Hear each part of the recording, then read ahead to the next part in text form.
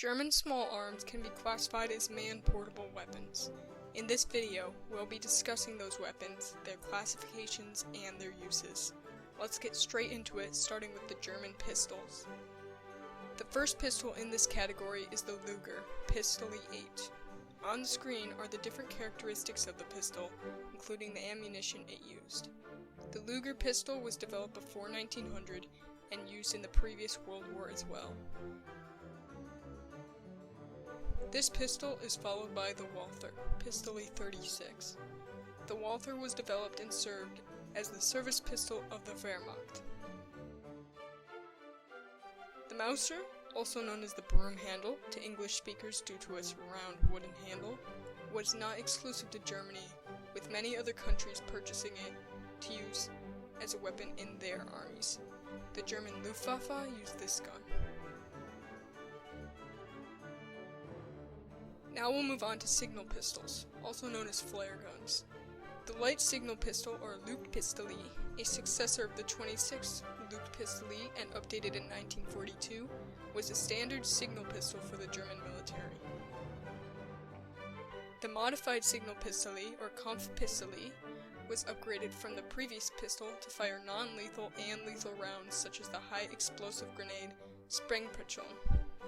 The double-barreled signal pistol was another option for the Germans. The grenade and signal pistol Sturmpistole is consistent with its name, intended for firing grenades as well as flares. However, it was mainly overlooked by the previous anti-tank rifles like the Panzerfaust, shown in the coming slides. The last pistol category are the machine pistols. The Maschinenpistole 40, also known as the MP40, was developed from the earlier MP38 designed for and still used by parachutist troops. Infantrymen, specifically platoon and squad leaders, used it extensively as well. The Allies often referred to it as Schmeisser, after the designer of the MP18. The next machine pistol is the MP43-1. This gas-operated machine pistol can only be stripped to a limited degree and is constructed almost entirely of metal stamps and a curved magazine. It is proven somewhat ineffective in the field due to its poor firing and repair characteristics. Lastly, the MP44 is slightly modified from the previous machine pistol to accommodate the Scheisspecher, a rifle grenade launcher cup, also known as the Sturmgewehr 44. This weapon was used mainly on the Eastern Front against the Russians, but came too late to make a serious difference within the war. Next is the rifles, including automatic rifles. The Model 98 rifle and carbine, the rifle being the Gewehr 98, and the carbine being the Karabiner 98. They all follow bolt-operated Mauser designs.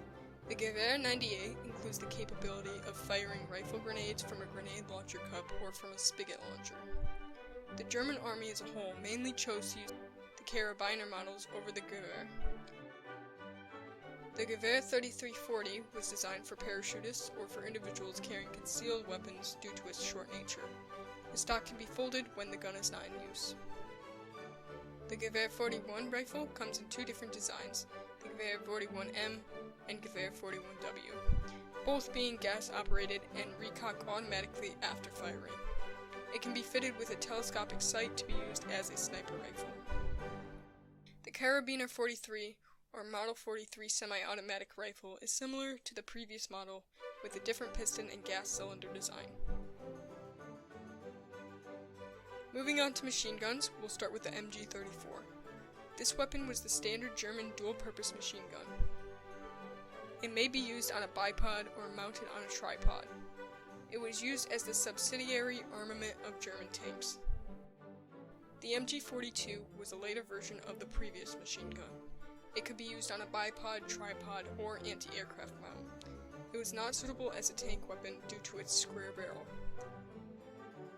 The MG15 was primarily intended as an aircraft machine gun, but was adopted as a ground weapon. It fires automatic only with short recoil action.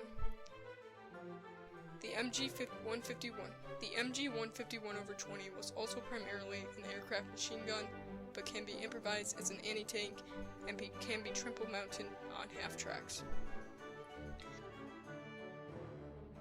Lastly, we have the anti-tank weapons. First, we have the Panzerbuch 39.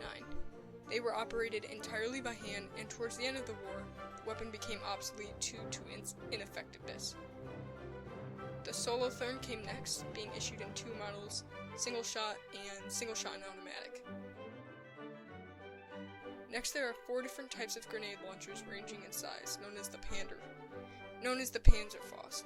Each of them is similar to the previous, with a different diameter on the grenade cup. The Raketenpanzerbuch 54, or rocket launcher, was also known as the Offenrohr, stovepipe, and Panzerstreck, or tank terror. It was similar to the United States bazooka. The Raketenwerfer 43, or heavy rocket launcher, fires hollow charge rockets against tanks. Lastly, the Granatbuch was a Panzerbuch 39 model, made to fire rifle grenades from a launcher cup, and one of the only uses of a Panzerbuch 39.